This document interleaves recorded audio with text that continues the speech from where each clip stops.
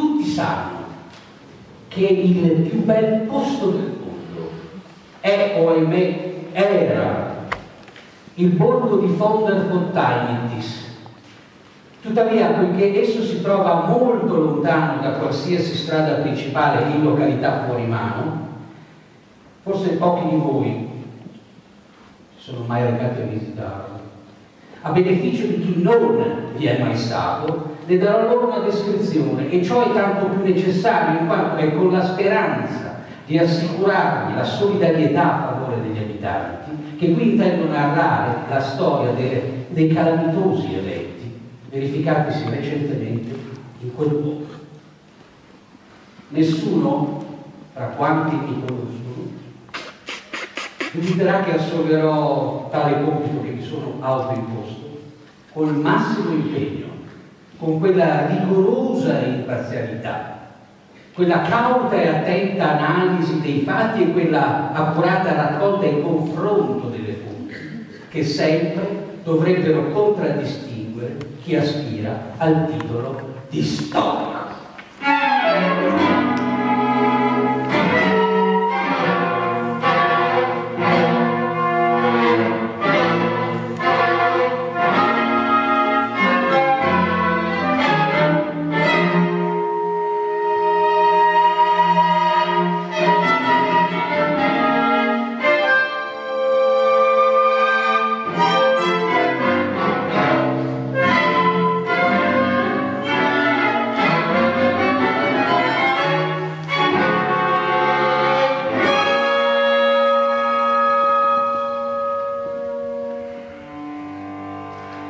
Grazie al congiunto contributo di medaglie, manoscritti e iscrizioni, sono in grado di affermare concretamente che il borgo di Fonderfonteinitis è sempre esistito fin dalle sue origini nelle stesse identiche condizioni che oggi conserva. Della data di queste origini mi duole tuttavia di poter parlare solo con imprecisione, ma per certo essa non è inferiore a una qualsiasi quantità calcolabile. Veniamo ora alla descrizione della derivazione del nome Fonderfonteinitis. Anche in questo caso confesso con vivo dolore di essere impreciso. Tra le innumerevoli opinioni su questo delicato punto non sono in grado di sceglierne nemmeno una che possa essere considerata soddisfacente. Forse è preferibile a tutte, ma con riserva, la teoria del Grotzschild, che quasi coincide con quella del Kraut-Plantini, studioso di tutti voi notissimo. Essa dice: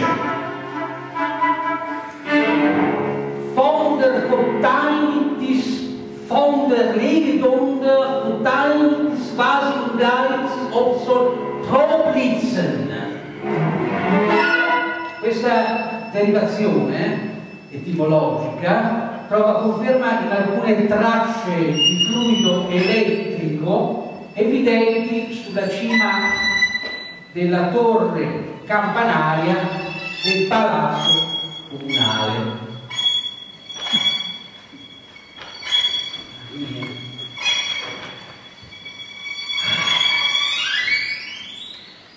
Non intendo comunque impegnarmi su un tema così importante e devo rimandarvi alle oraziuncole de Rebus Praeter Veteris del Dunderbuss. Suggerisco anche di leggere nel Blundumbuzzard il Derivazioni da pagina 27 a pagina 5010. Questo è il primo tomo dei 42 finora pubblicati. Nell'edizione gotica in folio a caratteri rossi e neri. Consiglio inoltre di consultare, ma vedo dai vostri sguardi che già ci avete pensato prontamente, di consultare, dicevo, anche le note a margine autografe dello Stufenpuff e con i sottocommentari ovviamente del Grundengussel.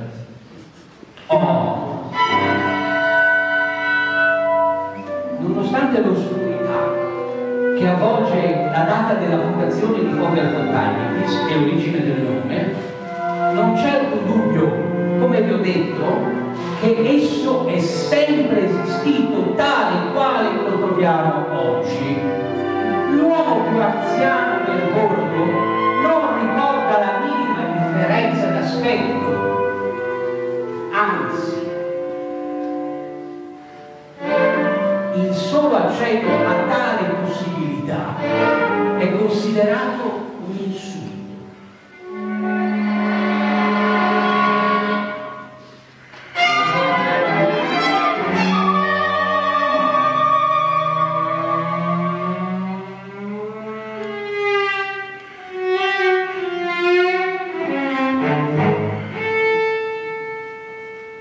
Il villaggio è situato in una valle perfettamente circolare, dalla circonferenza di circa 500 metri, è tutta circondata da 12 colline, oltre le quali nessuno ha mai osato avventurarsi.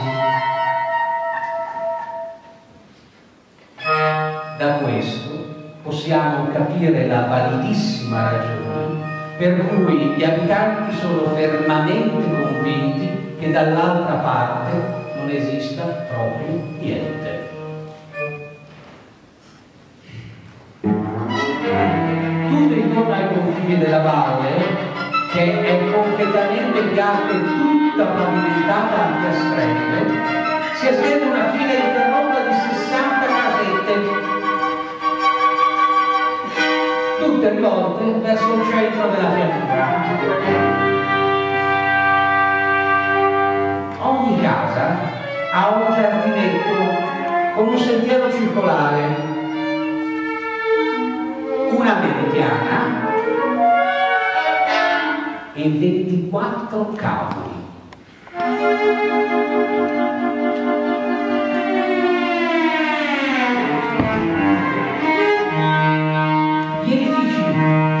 Così identici che non li si può assolutamente distinguere gli uni dagli altri.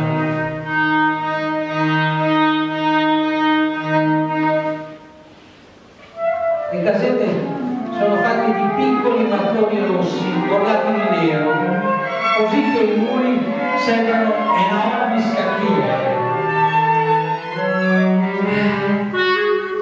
Le finestre sono strette e piccolissime, con vetri minuscoli e sul tetto un'infinità di tegole.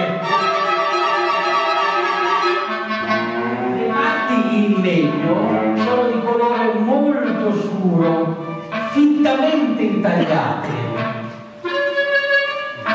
ma con scarsissima varietà di disegni.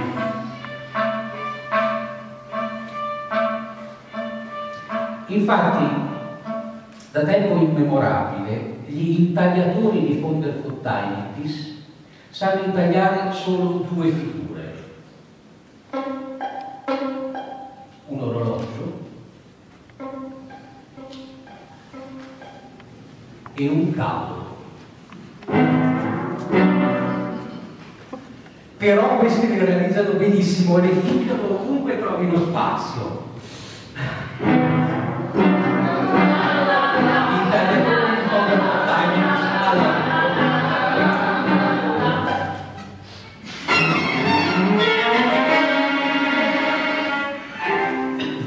Le abitazioni sono uguali, sia dentro che fuori, e tutti i mobili in un unico stile.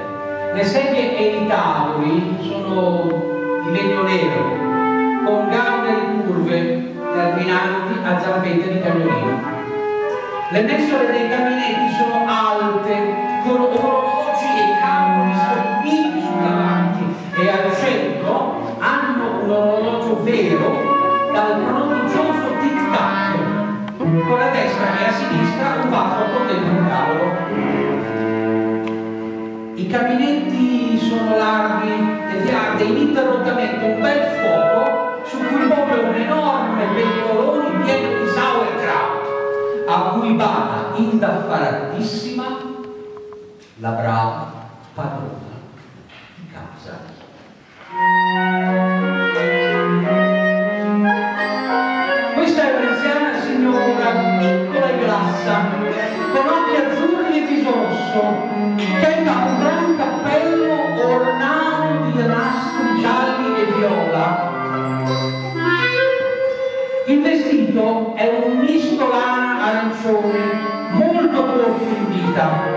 veramente corto dappertutto perché le arriva appena a metà gamba. Le gambe sono pienotte, come le caviglie, ma lei se le copre con un bel paio di calze verdi. Le scarpe di collo rosa sono chiuse da nastri arricciati a forma di campo.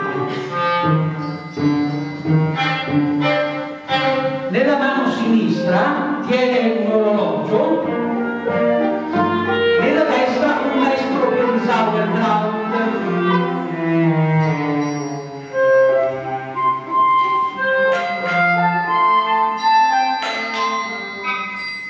Vicino le sta un grosso gatto con una mini sveglia legata alla coda. Gliel'hanno legata i ragazzi per gioco.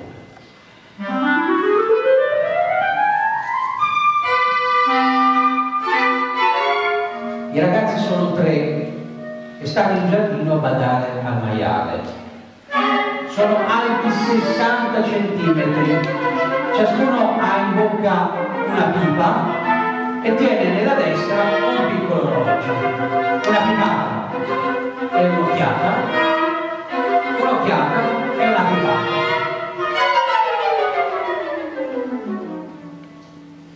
Sulla porta d'ingresso, in un'ampia poltrona in pelle, è seduto il padrone di casa in persona. È un vecchio signore ciccione, con grandi occhi rotondi e un enorme doppio mento. Anche lui ha la sua pipa, che però è più grossa e quindi può fare più fumo, e anche lui ha un orologio, ma lo tiene in tasca. A dire il vero, ha qualcosa di molto importante a cui badare. E che cosa sia quel qualcosa lo spiegherò subito. Siede con la gamba destra accavallata sulla sinistra e tiene sempre almeno un occhio, costantemente puntato su un certo oggetto posto nel centro dello spiazzo. Questo oggetto è collocato sulla torre del palazzo comunale.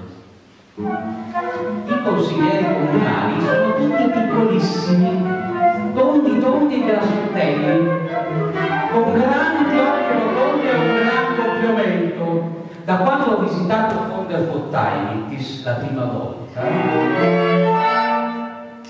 hanno avuto già molte riunioni straordinarie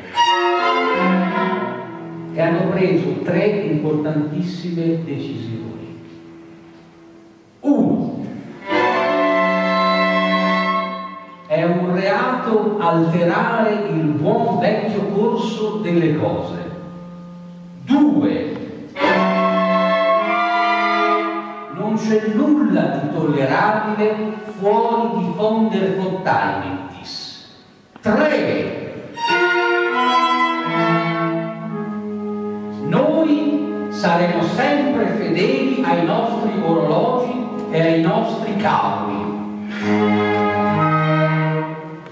Sopra la sala delle riunioni del Consiglio c'è la torre e nella torre c'è la cella campanaria dove esiste ed è sempre esistito da tempo immemorabile, orgoglio e meraviglia del villaggio, il grande orologio di von der Fontaimittis.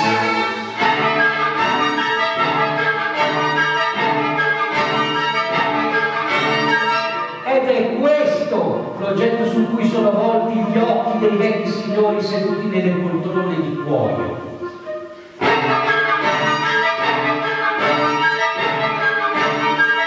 Il grande orologio ha 7 quadranti, ognuno sui 7 lati del campanile, così che lo si possa vedere da tutte le direzioni. Oh, c'è un campanario, il cui solo compito è di badare all'orologio, ma questo compito non richiede alcun impegno, perché l'orologio di von der Fontaimittis non ha mai sgarrato di un secondo.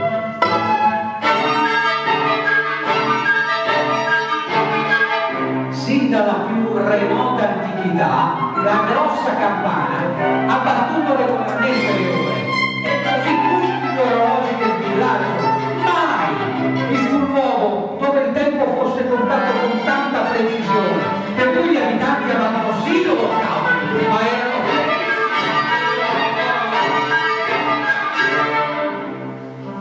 a proposito del campanaro e del suo compito. In generale, tutti coloro che svolgono una occupazione di scarso impegno, zero fatica e nessuna responsabilità, sono tenuti in grande rispetto. E poiché il campanaro di Fonderfontaine sarà la più perfetta delle scritture, egli è l'uomo più rispettato del mondo. Anche i maiali guardano a lui con riverenza. La sua giacca è molto più lunga, e la sua pipa, gli occhi, la pancia sono molto più grossi di quelli di qualsiasi altro vecchio. E il suo mento non è doppio, ma addirittura triplo.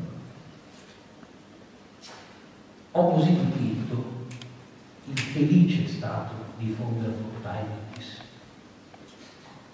Che tristezza, ahimè, che un così bel quadro dovesse essere sconvolto.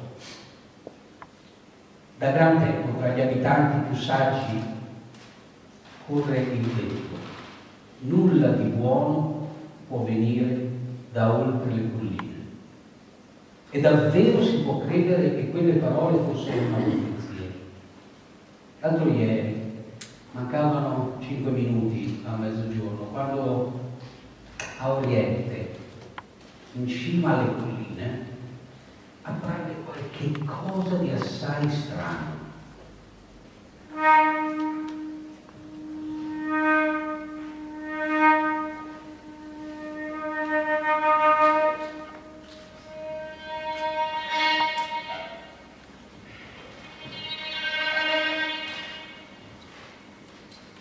Qualcosa ovviamente attirò l'attenzione di tutti i vecchi signori seduti nelle poltrone. Quando mancavano 3 minuti a mezzogiorno, si vide che quella cosa strana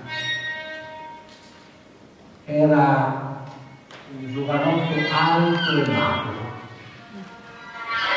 dall'aria straniera, che scendeva dalle colline a passo spedito. Nessuno aveva mai visto un personaggio così a Fonderfontaine. La sua faccia era color tabacco, aveva un gran naso a becco, 2 strani occhiali, occhi come 2 piselli, una bellissima dentatura e un sorriso che si allargava da un orecchio all'altro. Era a capo scoperto, con capelli brizzolati, ricci, freschi, arrotolati papillon, indossava un'attillata maglia nera, calzoni neri, scarpe e calze nere, e sotto un braccio portava un cappello mentre sotto l'altro portava un violino. Nella mano sinistra teneva una tabacchiera dalla quale, mentre saltellava con fantastici passi di danza, estraeva una presa dopo l'altra con aria soddisfatta.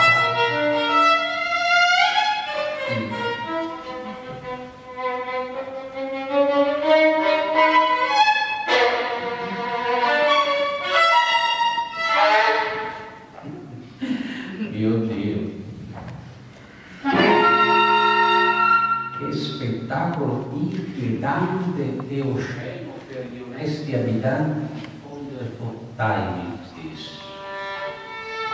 Però quel tipo, malgrado il suo gran sorriso, aveva una faccia impudente e sinistra.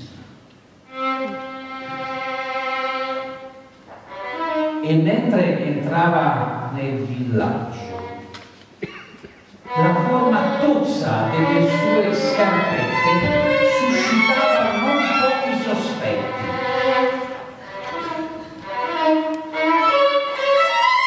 Ma quel che soprattutto provocò grandissima indignazione fu che quello sfasciato da Nerino, mentre si esibiva qui in un fandango e là in una piroetta, sembrava non avere la più pallida idea di che cosa significasse tenere il tempo.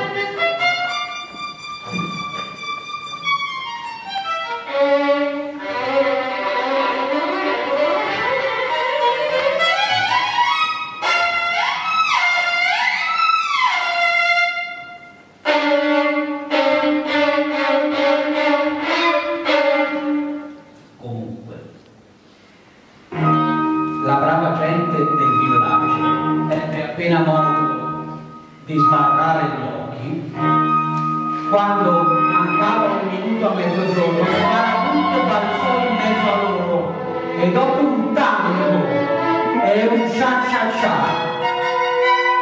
si lanciò a volo di piccione sulla torre del palazzo comunale, dove il campanaro se ne stava seduto a fumare. L'ometto lo afferrò per il naso, glielo strizzò, glielo calcò di capo il suo cappello e con il suo molino gli diede carne in quelle volte da fare un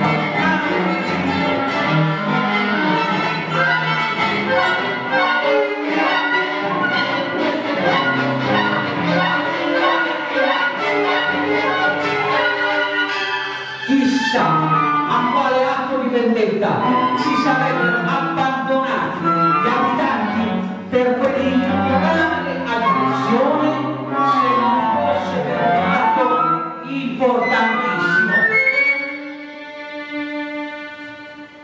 Mancava soltanto un secondo a mezzogiorno. Stava per suonare le ore ed era assolutamente necessario che ognuno tenesse d'occhio il proprio orologio.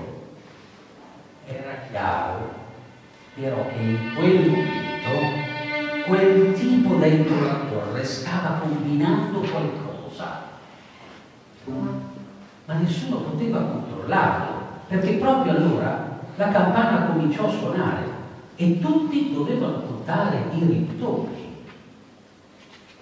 Uno, disse l'orologio, fece eco tutta Fonterfottainitis ogni abitante. Dissero gli orologi dei ragazzi e quelli delegati alla coda dei gatti e dei maiali. 2, continuò la campana e ripetevano tutti in coro. 3, 4, 5, 6, 7, 8, 9, 10, disse la campana. E 3, 4, 5, 6, 7, 8, 9, 10, risposero gli altri. 11, disse l'orologio grande.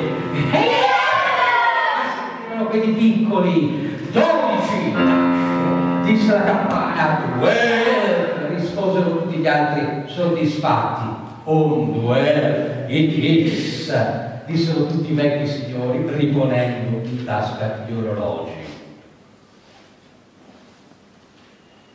Ma la campana non aveva ancora finito. 13! Prendiamo!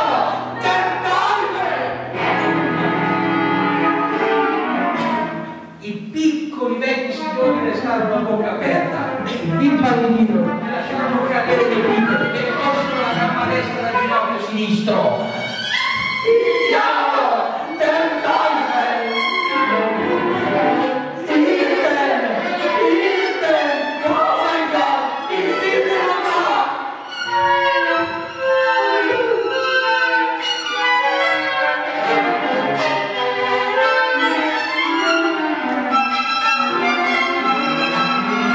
Perché tentare di descrivere la scena terribile che seguì? Tutta tutta von der Fontaine ti spiombò in un peloso scompiglio. Oh, cosa beve in pazza? Strillavano i ragazzi. A quest'ora io ne ho fame. Cosa tieni tu?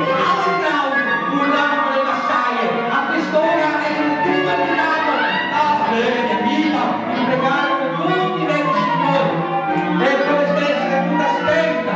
E riempirono di furia le pipe, tirando bocchiate, così rapide e rabbioso che in breve tutta la valle fu avvolta da un fumo imperscrutabile. Intanto tutti i cavoli si erano fatti rossi e sembrava che il demonio si fosse impadronito di tutto ciò che avesse forma d'orologio. Gli orologi scolpiti dei mobili si misero ad alzare, mentre quelli sui caminetti sembravano impazziti e continuavano a battere le 13. Era uno spettacolo orribile. Ma il peggio era che né i gatti né i maiali potevano più tollerare le svedette appese alle loro code e correvano di qua e là, urlando, saltando in faccia alla gente e facendo un baccano terribile.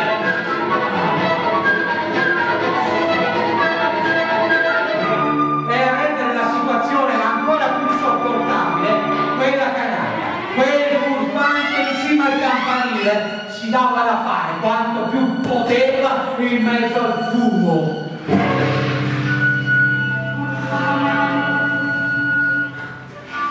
Era là il mascalzone, seduto sopra il campanaro che faceva mistero, con i denti teneva la porta della campana, scuotendo la fortuna con i denti del capo e provocando un tale frastuono che a ripensarci la testa mi ritomba ancora. E tanto suonava col suo irritante violino, sviolinava, senza minimamente curarsi del tempo e del ritmo.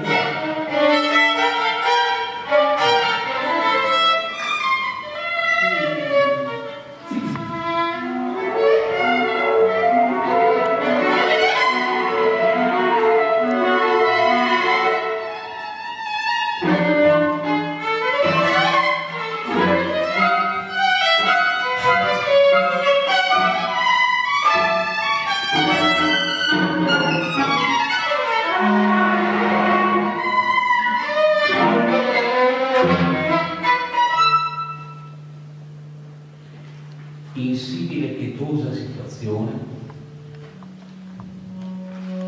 me ne partii disgustato. E ora lancio un appello a tutti coloro che amano l'ora esatta e il Sauerkraut. Marciamo combatti verso il villaggio e restauriamo a von der Fontaine l'antico ordine delle cose, buttando quel pericoloso mascalzone sovversivo su dal campanile.